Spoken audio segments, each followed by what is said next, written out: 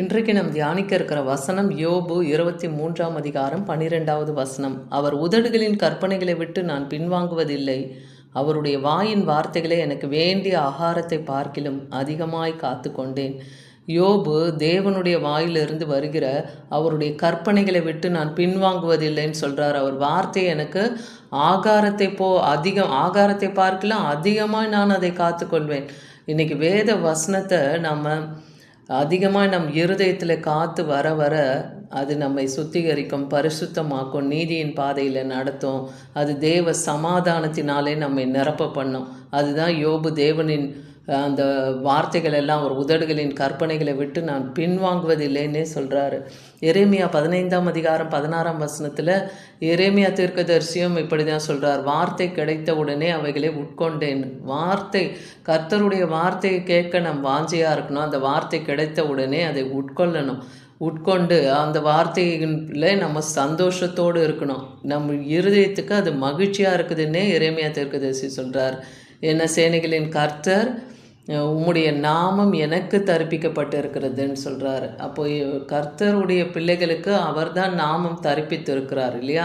உம்முடைய நாமம் எனக்கு தரிப்பிக்கப்பட்டிருக்கு. நான் உம்முடைய வார்த்தையிலே சந்தோஷமாக இருதயம் மகிழ்ச்சியாக இருக்குன்னு சொல்கிறார். நான் உமக்கு விரோதமாய் பாவம் செய்யாதபடிக்கு உமது வாக்கை என் இருதயத்தில் வைத்தேன்னு தாவீது சங்கீதம் 119ஆம் அதிகாரம் 11வது வசனத்தில் சொல்லுகிறத பார்க்குறோம். நம்ம கர்த்தருக்கு விரோதமாய் பாவம் செய்யாதபடிக்கு அவர் வாக்கு நம் இருதயத்தில் இருந்ததுன்னா பாவம் செய்ய மாட்டோம். ஏன்னா அந்த வார்த்தை நம்மை எச்சரிக்கும். உம்முடைய வார்த்தைகள் என் நாவுக்கு எவ்வளவு இனிமையானவைகள், என் வாய்க்கு அவை தேனினும் மதுரமானதுன்னே சங்கீதம் 119ஆம் அதிகாரம் 103வது வசனத்தில் சொல்லுகிறத பார்க்குறோம். அவர் கட்டளைகள்னாலே நான் உணர்வடைந்தேன், அதனால் பொய் வழிகளையெல்லாம் வெறுத்து தள்ளுகிறேன்னு சொல்கிறாரு. யோவான் 4ஆம் அதிகாரம் 34ஆம் வசனத்தில் இயேசு அவர்களை நோக்கி, நான் என்னை அனுப்பினவருடைய சித்தத்தின்படி செய்து அவருடைய கிரியைகளை முடிப்பதே என் போஜனமாக இருக்குது.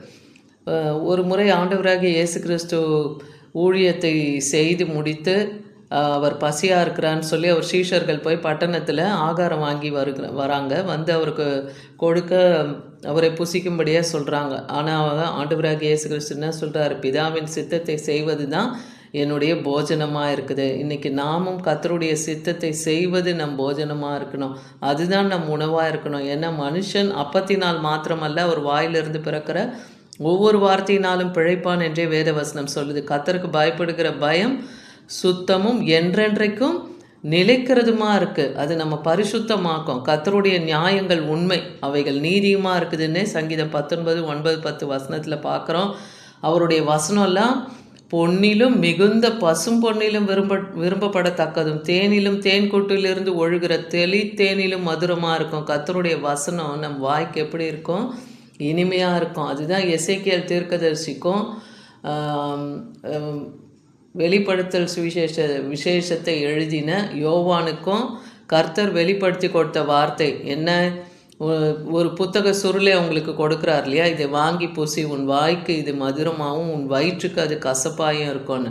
ஏன் அப்படின்னா, கர்த்தருடைய வசனத்தை நம்ம கேட்கும்போது அது இனிமையாக இருக்கும், அதன்படி நடக்கும்போது நம்ம கஷ்டமாக தான் இருக்கும். ஆனால்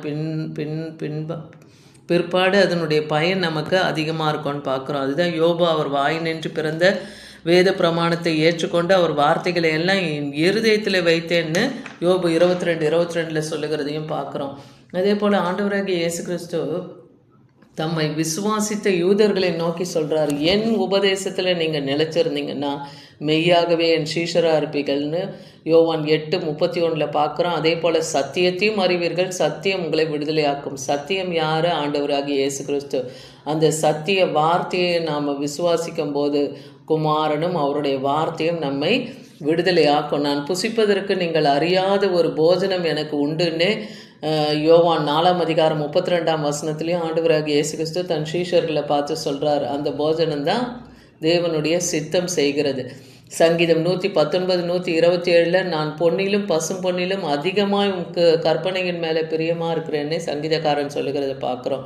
யோவான் 6ஆம் அதிகாரம் 67, 68, 69 வசனத்தில் சீமோன் பேதுரு ஆண்டவரை பார்த்து கேட்குறாரு, நாங்கள் எங்கே போவோம்? ஜீவனுள்ள வார்த்தை உம்மிடத்தில் இருக்குதே அப்படின்னு சொல்கிறார். நீ ஜீவனுள்ள தேவன், என்னை யார் என்று நீ நினைக்கிறேன்னு சொல்லி பேதுருவிடத்தில் ஆண்டவராகிய இயேசு கிறிஸ்து கேட்கும்போது அவர் சொல்கிறாரு, நீ ஜீவனுள்ள தேவனுடைய குமாரனாகிய கிறிஸ்து, அதை சொல்கிறார். அப்போ இது நீயா சொல்லலை, உனக்குள்ளே இருந்து பரிசுத்த ஆவியானவர் தான் பேசுகிறார்னு சொல்கிறார்.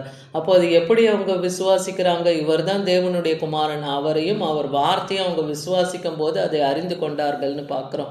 பேதுரு அதை அறிந்து தான் அந்த வார்த்தையை சொல்கிறார். யோபு 6ஆம் அதிகாரம் 10ஆம் வசனத்தில், எனக்கு ஆறுதல் இருக்குமோ அப்பொழுது என்னை தப்புவிடாத நோவிலே மறந்திருப்பேன். பரிசுத்தருடைய வார்த்தைகளை நான் மறைத்து வைக்கவில்லை, அவர் என்னை தப்புவியாராக. கர்த்தருடைய வார்த்தை நான் எதையும் மறைத்து வைக்கல, அது என் இருதயத்தில் தான் இருக்குன்னு சொல்கிறார். அவர் என்னை தப்புவிக்காமல் இருப்பாரா? நிச்சயமாக கர்த்தருடைய வார்த்தை என்னை தப்புவிக்கும்னு சொல்கிறார்.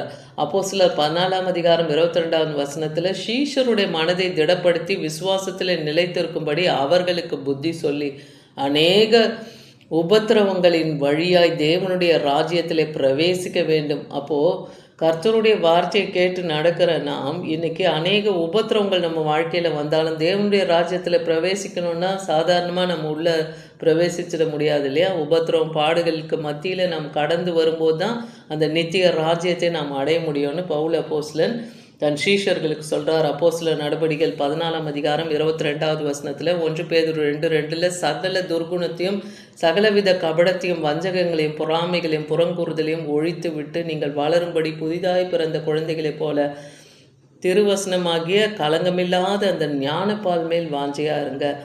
அப்போது அந்த ஞானப்பால் என்று சொல்லப்படுது இல்லையா, குழந்தைகளை போல நாம் இருக்கணும்னு சொல்கிறார். அப்போ கள்ளம் கபடம் இல்லாமல், பொறாமை இல்லாமல், புறங்குறம் இது எல்லாத்தையும் ஒழித்துட்டு பிள்ளைகளை போல திருவசனத்தின் மேலே பசிதாகமாக இருங்க, அதை ஏற்று நடங்கன்னு சொல்கிறாரு. அதே போல் எபிரேயர் 10ஆம் அதிகாரம் 38-39 வசனத்துலேயும் பார்க்குறோம், விசுவாசத்தினால் நீதிமான் பிழைப்பான்.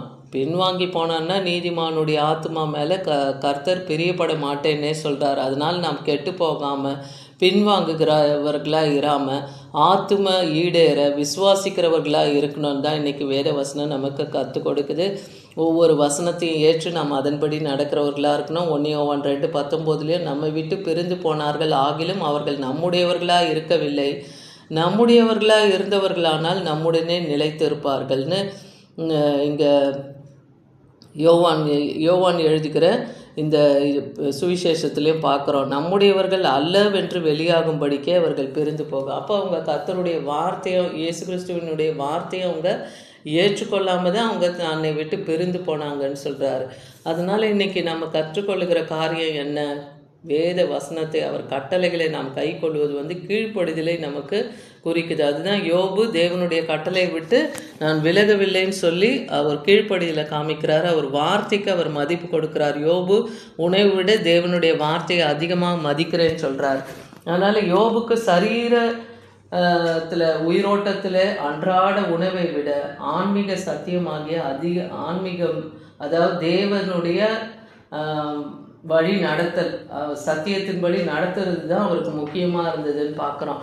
அதனால் இன்றைக்கி நாமும் தேவனுடைய கற்பனைகளை விட்டு விலகாமல் பின்வாங்காமல் அவர் வார்த்தைகளை கை கொண்டு நடப்போமானால் அது நம்மை காக்கும், அது நம் ஆத்மாவுக்கு பிழைப்பூட்டும், அது நம்மை நித்தியத்துக்கு கொண்டு போய் சேர்க்கும் வரைக்கும் அவர் நம்மை கைவிடவே மாட்டார். ஆமேன்.